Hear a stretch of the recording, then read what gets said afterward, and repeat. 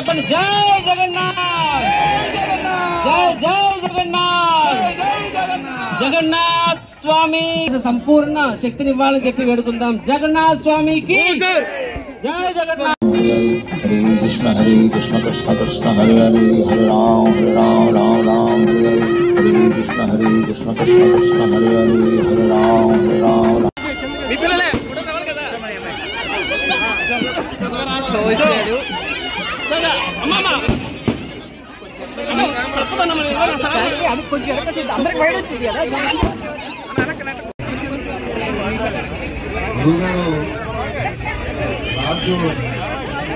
రాజు వస్తారు, దేవుడి ముందు కనిపిస్తారు. రాజుని కాదు సార్, ప్రజలకి సేవకుడిని.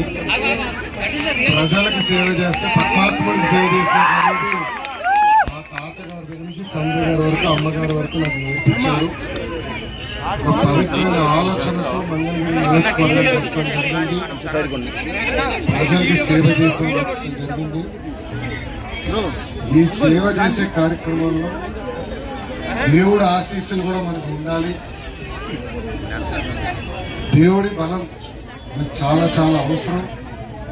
ఒక పక్కన ప్రజల ప్రోత్సాహం, దేవుడి ఆశీస్సులు ఉంటేనే మనం అనుకున్న పనులు మనం చేయగలుగుతాం. నాడు నేడు ఎప్పుడు దేవుడి సేవలో నేను ఉంటాను. నాకు దాంట్లో మీకు ఎలాంటి సందేహం అవసరం లేదు. చంద్రబాబు నాయుడు గారు కూడా ఎప్పుడు అంటారు, దేవుడి ఆశీస్సులు ప్రజలకు ఉండాలి, పాలకులకు ఉండాలి. ప్రజలందరూ మమ్మల్ని గెలిపించింది వాళ్ళకి మెరుగైన సేవ చేసేదానికి. ప్రత్యేకంగా ఈరోజు భారతదేశం మొత్తం మంగళగిరి వైపు చూస్తుంది. ఆశ్చర్యపోయారు ప్రజలు.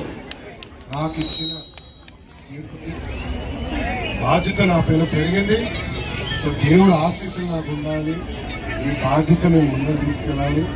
ఇచ్చిన ప్రతి హామీ నిలబెట్టుకోవాలి లక్ష్యంతో దేవుడు ఆశీస్సులతో నేను అందరికీ పనిచేస్తాను. అందరికీ నమస్కారం.